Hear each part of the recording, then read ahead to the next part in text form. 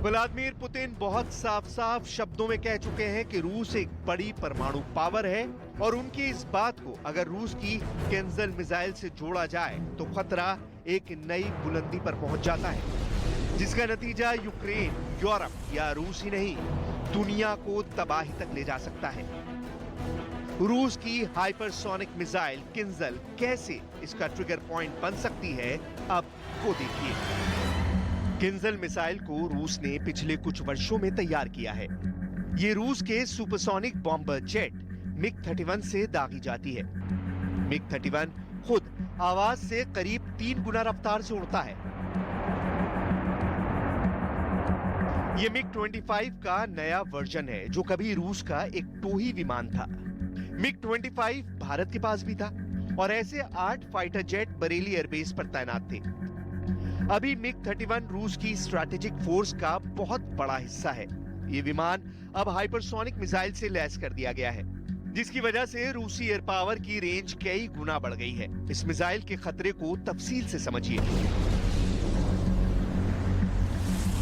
किंजल एक hypersonic missile है जो रूस की स्कंदर मिसाइल का एयर वर्जन कही जाती है। रफ्तार है 10,000 किलोमीटर प्रति मिनट। ये मिसाइल 2,000 किलोमीटर की रेंज तक परमाणु वॉरहेड के साथ हमला कर सकती है। इस मिसाइल को मिग-31 की बेली यानी एयरफ्रेम के निचले हिस्से में इंजन के बीचों बीच फिट किया जाता है, ठीक वैसे ही जैसे सुखोई फाइटर जेट में ब्रह्मोस लगाई जाती है। अब आप अंदाजा लगाइए कि मिग-31 जिसकी खुद की अधिकतम रफ्तार 3,000 किलोमीटर है, उससे इस मिसाइल को फायर किया जाता है और ये 10,000 किलोमीटर प्रति घंटे की रफ्तार से आगे अपने टारगेट की तरफ बढ़ती है। तो इसे इंटरसेप्ट करना यानी इसे रोकना किसी भी एयर डिफेंस सिस्टम के लिए नामुमकिन सी बात है। व्लादिमीर पुतिन ने एक वक्त किंजल को रूस का सबसे खतरनाक और गेम चेंजर हथियार बताया था और अब उसकी बोनी वो यूक्रेन के युद्ध में कर चुके हैं। А также из воздушного пространства на территории Крыма авиационными ракетными комплексами «Кинжал» с гиперзвуковыми аэробаллистическими ракетами уничтожена крупная база. जिस वक्त हाइपरसोनिक मिसाइल किंजल से यूक्रेन के ठिकाने पर हमला किया गया, तब रिपोर्ट्स के मुताबिक वहां यूक्रेन की स्पेशल फोर्स और मिलिशिया के कई दस्ते मौजूद थे। रूस का दावा है कि किंजल के अटैक में यूक्रेन के 100 से भी ज्यादा सैनिक या मिलिशिया मारे गए हैं। रूस इस वक्त यूक्रेन में अपनी जिन 3 बड़ी मिसाइलों का इस्तेमाल कर रहा है, उनमें विमान से लॉन्च की जाने वाली किंजल बैलिस्टिक मिसाइल की रेंज 2,000 किलोमीटर है। वहीं जमीन से जमीन पर वार करने वाली स्कंदर बैलिस्टिक मिसाइल की रेंज 500 किलोमीटर है और तीसरी है क्रूज मिसाइल कैलिबर, जिसकी रेंज 500 किलोमीटर से लेकर 2,500 किलोमीटर या उससे भी ज्यादा है। अभी रूस ने यूक्रेन में कैलिबर मिसाइल का 250 किलोमीटर वाला वर्जन इस्तेमाल किया है और इसने कीव से लेकर खार्किव में बहुत से हमलों को अंजाम दिया गया है। युद्ध के शुरुआती दिनों में रूस ने इस मिसाइल से बहुत हमले किए। अब रूस काला सागर में तैनात अपने जंगी जहाजों से भी मारियुपोल और ओडेसा में इसी कैलिबर मिसाइल से अटैक कर रहा है। इन हमलों में एक ही दिन में रूस ने जो यूक्रेन की सेना को नुकसान पहुंचाया है, उनमें 60 मिलिट्री ठिकाने हैं, 3 कमांडो पोस्ट हैं। का प्रदर्शन सबसे बेहतर रहा है। केमोव ने यूक्रेन में कई मिशन अंजाम दिए हैं। डबल रोटर यानी ऊपर नीचे रोटर सिस्टम वाले इस हेलीकॉप्टर की पूंछ में पंखा नहीं लगा होता। रूसी फौज को क्लोज एयर सपोर्ट में इनका रोल अहम रहा है। यूक्रेन में इनके बिना रूस की टैंक मूवमेंट सुरक्षित नहीं मानी जाती है।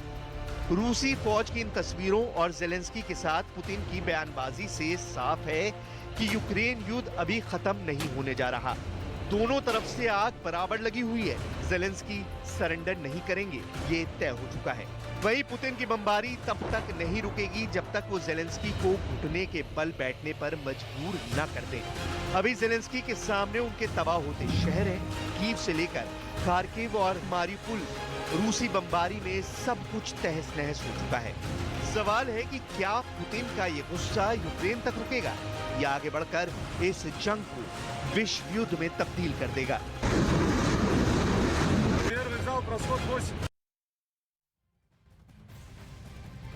और इस वक्त एक बड़ी खबर आपको बता दें, यूक्रेन को लेकर रूस ने बड़ा दावा किया है। रूस ने यूक्रेन के 18 ड्रोन 67 सैन्य ठिकाने बर्बाद करने का दावा किया है। साथ ही लवीव में तेल डिपो तबाह करने का दावा भी यहां पर किया गया है। यूक्रेन के 18 ड्रोन मार गिराए गए हैं, ये बड़ा दावा रूस की तरफ से किया गया है। इसके साथ ही लवीव में तेल डिपो को आग के हवाले कर दिया गया है। इसके साथ ही 67 सैन्य ठिकाने रूसी हमले में बर्बाद हुए हैं। ये बड़े दावे यहां पर किए गए हैं रूस की तरफ से। यूक्रेन को लेकर रूस की जो रणनीति है, जिस तरीके से लगातार हमले हो रहे हैं, उसमें नुकसान कितना पहुंचाया जा रहा है, उसको लेकर रूस बड़े बड़े दावे करता हुआ दिखाई दे रहा है। क्योंकि सबसे ज्यादा फोकस अब सैन्य ठिकानों के साथ साथ तेल डिपो को तबाह करने को लेकर है और ऐसे में हमले लगातार तेज होते हुए दिखाई दे रहे हैं रूस की तरफ से। आज दोनों देशों के बीच में महायुद्ध का 32वां दिन है, लेकिन अभी तक किसी तरीके का कोई हल या बीच का रास्ता नहीं निकल पाया है। लेकिन दूसरी तरफ आप देखिए, अमेरिका के राष्ट्रपति जो बाइडेन, जो कि सीधे तौर पर पुतिन को सख्त चेतावनी देते हुए ये कह रहे हैं कि बहुत जल्द आप सत्ता से बेदखल होंगे।